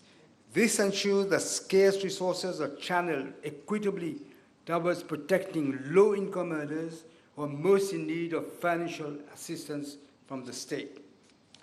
Madam Speaker, we are talking here exclusively of the elderly and of pensioners, because sometimes people mix up the two. We are speaking of the elderly and the pensioners. A person earning a pension of 50,000 was likely to have had a relatively comfortable salary, exceeding 100,000 rupees before his retirement. And a couple, both age 60 and above, with total monthly income less than 100,000 rupees, will now receive the same amount of SAP. It is worth noting, and I should add this, that 90% of households, Madam Speaker, have a monthly income less than 100,000 rupees, and therefore they will qualify for that pension that they should get now, that some of them should not have got. Recognizing that a couple have shared costs, and therefore shared cost means fewer expenses, different from two single individuals. If they're living together, they have shared costs. Therefore, a reduction of 25% of the combined SAP will apply, subject to a combined means test, again to protect low earners. This measure is aligned with international best practice and with the recommendations of our multilateral partners, such as the World Bank, specialists in social pensions. Fourthly, Madam Speaker, significant dose of flexibility is being introduced in the SAP to make it fairer to our elderly citizens, especially those engaged in arduous, hazardous, and onerous occupations. We heard those complaints before. I'm very pleased to announce that the eligibility to SAP from the age of 60 is now restored electively to all citizens, subject to income calibration and actuarial adjustments. Consequently, the transitional income support will no longer be relevant. Moreover, under the new SAP system, it will be possible to postpone drawing the benefit up to the age of 70 and consequently benefit from an actuarially augmented SAP. Fifthly, we are also improving the second tier of the national pension architecture, namely the mandatory national contributory retirement scheme. The successor scheme to the defunct National Pension Fund will pay out a monthly pension and an optional lump sum as retirement. It will be renamed the National Pension and Provident Fund. Largely because of the low contribution rates and earnings ceiling, NPF paid out modest pensions, hardly sufficient to afford a decent living to its members and pensioners. The average monthly pension paid out by the NPF as of December 2025, believe it or not, was a mere 2,625, with more than 40% of the recipients receiving 605 rupees or less monthly. But I never heard an outcry about this before. Starting on the 1st of July 2027, the NPPF in each member will have an individual account, will be a more robust, unified, meaningful, and sustainable national retirement scheme, eventually subsuming the National Savings Fund and the Portable Retirement Gratuity Fund. There will be special provisions for the registered self-employed and household employees, contractual and expatriate workers, housewives, and students. The accumulated pension points of active members of the NPF will be converted to the monetary equivalent and transferred to the individual accounts in the NPPF. Pensions in payment under NPF will continue as before. Third and last year of the integrated revamped pension system comprises private occupational pension schemes and personal pension plans. These arrangements play a critical role in supplementing the retirement income and fostering long-term security. The pension regulator will carefully examine this pillar with a view of identifying opportunities for reforms strengthening regulatory oversight, and ensuring that the pension products remain efficient, transparent to the evolutionaries of the aging population. But as I said, Madam Speaker, this was an interim report. They will have a full report later on.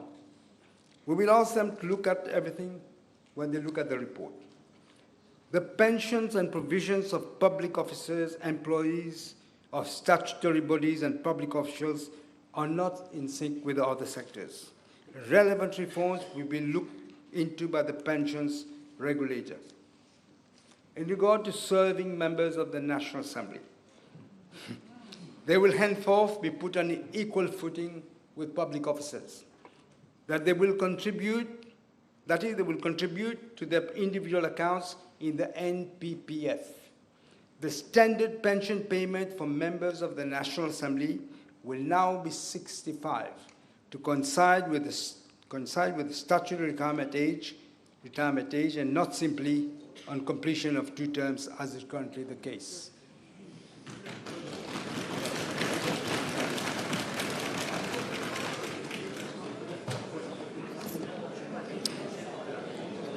For public officials, that is, Madam Speaker, the President, the Vice President, the Prime Minister, and the Deputy Prime Minister, we are putting an end to the entitlement to multiple non-contributory state pensions. These pensions will now be limited to a maximum of 2/3 of the highest salary, less any private pensions and contributory state pensions, if any.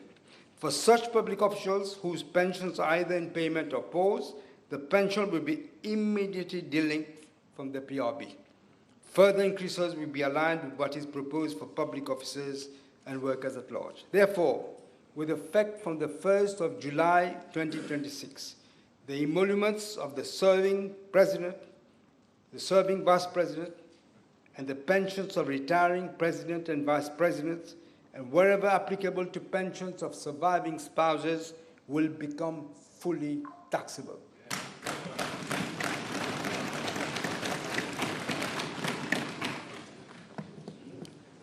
In relieving pressure on distressed public finance, public officials are also being made to contribute towards fiscal relief and consolidation efforts. Such public officials, as stewards of the public trust, will therefore lead by example. And I will say public officials, I've just mentioned who they are, accepting immediate cutbacks in the benefits and demonstrating solidarity with the rest of the nation. To sum up the headlines of the pension reform package, to make it clearer, as a caring government, we have been attentive and receptive and responsive to the representations made by the expectation of stakeholders and the general public, enabling eligible beneficiaries flexibility to decide when to draw the pension, that is, between the age of 60 and 70. They have the choice. Secondly, directing scarce resources to those who most need it, namely the low-income earners, regardless of the employment status. The employment status doesn't get in it at all now. Thirdly, reinstating a meaningful national contributory retirement scheme which will pay out decent benefits. And fourth, ensuring the treatment of public officials is substantially on par with other sectors. Let me just make it very clear, because I know it's complicated to understand. At the moment, there are 263,200 currently eligible pensioners. Over 90% of that number will still benefit from state age pension, including over 75% of full pension. So 90% of pensioners will actually benefit from this system. What we're saying is that those who are above this, which is a small amount, 10% I think it is, around 10%. Before concluding, Madam Speaker, I'm announcing several measures to better protect the most vulnerable. First, I'm increasing the monthly carers allowance from 3,500 to 4,250. Second, government will refund taxi fares for children with disabilities attending registered pre-primary schools. Third, I'm raising the budget for special education needs learners from 562 million to 619 million. Fourth, I'm providing for the recruitment of 15 more psychologists for our hospitals to offer more regular services to children suffering from dyslexia and similar disabilities. Fifth, domiciliary medical visits currently available to those aged 90 and above will now be extended to individuals aged 85 and above. To this end, very often people believe the cost, they forget the cost. To this end, I'm having to provide 58 million rupees. Sixth, elderly persons aged 80 and above will be eligible on request for once-a-month visits by social worker to monitor their well-being. To support this initiative, 100 young people will be provided with appropriate training over the next 3 years. Seventh, maternity leave is being extended to 12 months. The first 6 months will be paid at full salary, and the remaining 6 months, which will be optional, at half pay. Eighth, paternity leave is also being extended from 4 to 6 weeks. Ninth, where a public holiday falls on a Sunday, the immediately following Monday will be declared a public holiday.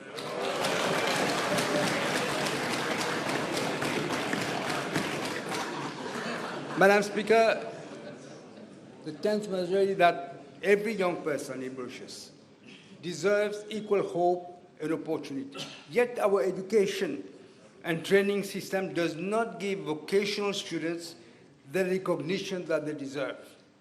Their skills are undervalued and their dreams constrained in contrast to what mainstream students benefit from. Closing this recognition gap isn't just policy fairness. It is a moral imperative to honor hard work, unlock talent across our island, and build a future where every path to contribution and dignity is respected. I'm therefore introducing 2 more scholarships for students in the vocational stream. Madam Speaker, I think I need to express my gratitude to all my colleague ministers, the Junior Minister of Finance, members of the National Assembly and other stakeholders for their contribution. I would also like to thank the Financial Secretary, the staff of the Ministry of Finance, the Chief Economic Advisor, and my other advisors, as well as the staff of the Prime Minister's Office who have worked diligently on this budget. In conclusion, Madame la Présidente, au terme de cet exercice, il faut regarder la vérité des comptes avec la lucidité qu'exige le moment. Ce budget n'est pas celui de la facilité. Il est celui du devoir, le devoir de vérité. Nous avons fait le choix difficile mais nécessaire. La consolidation fiscale parce qu'une nation ne saurait bâtir durablement sa prospérité sur le sable mouvant de l'endettement perpétuel. Impossible. Chaque roupie de pensée engage non seulement le présent, mais aussi l'avenir de nos enfants, qui hériteront soit de nos imprudences, soit de notre courage. Restaurer l'équilibre de nos finances publiques n'est pas un renoncement à l'ambition. C'est au contraire la condition même de notre liberté d'agir. La garantie que l'État conservera demain les moyens de protéger les plus vulnérables, d'investir dans nos infrastructures et de soutenir la création de valeur.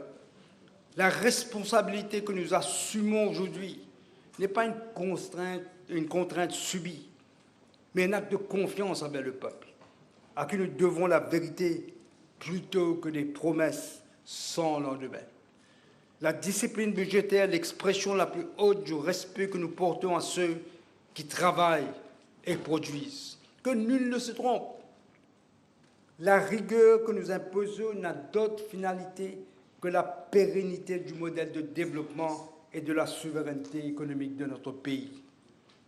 C'est en gérant les deniers publics avec la même prudence qu'un foyer responsable gère son patrimoine que nous honorons le mandat qui nous a été confié.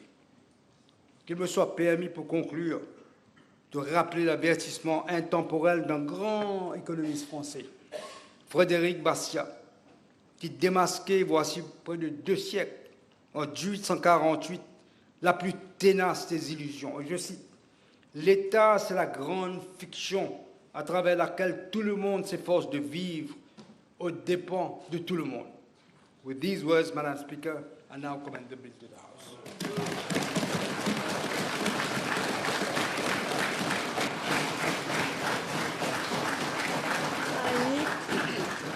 I need someone to second the bill.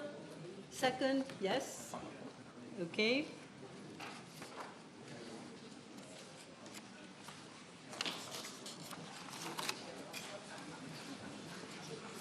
Yes. Honorable Prime Minister. Honorable Prime Minister, yes. Do you have financial resolutions?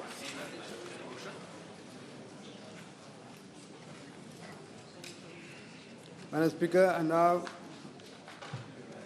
now move for under Standing Order 17.3 to take the time of the House for urgent business. Yes, motion must be seconded.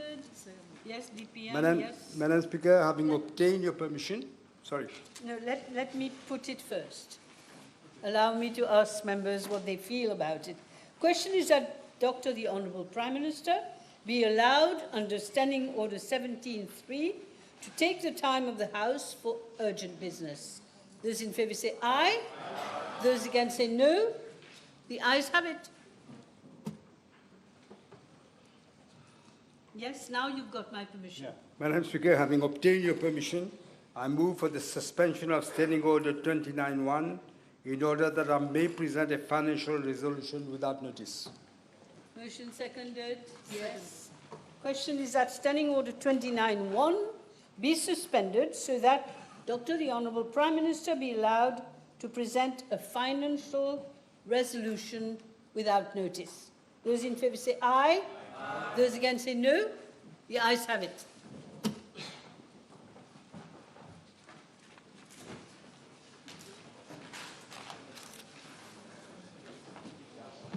Merci.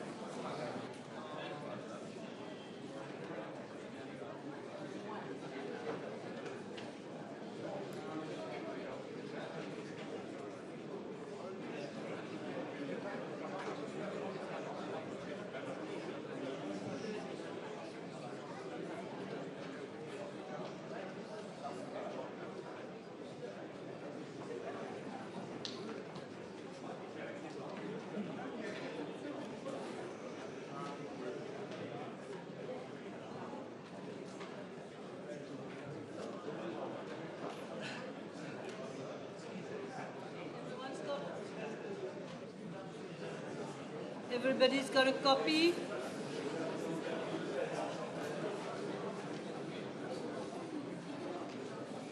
Looks like somebody hasn't got a copy.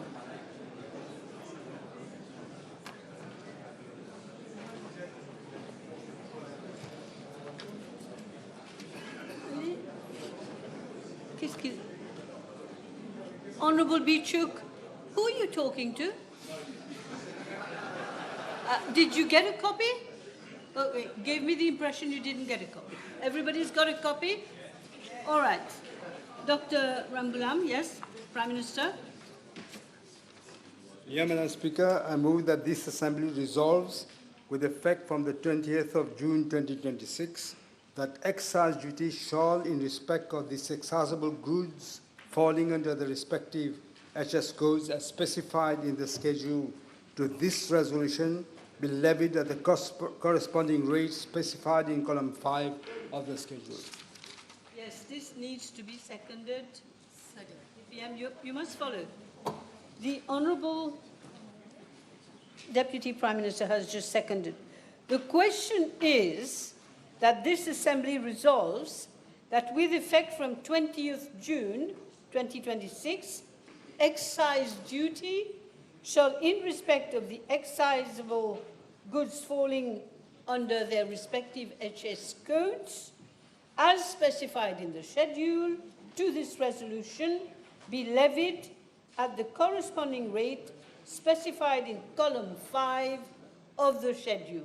Those in favour say aye. Aye. Those against say no. The ayes have it.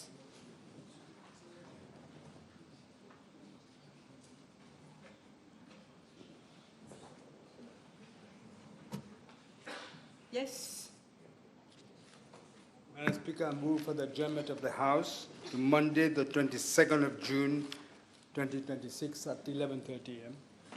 Monday, the 22nd of June. second. 22nd. Okay. Okay. The question is that the House be adjourned to Monday, the 22nd of June, 2026 at 11:30, right? Yes. Okay. Those in favour say aye. Aye. Those against say no. The ayes have it. The House stands adjourned.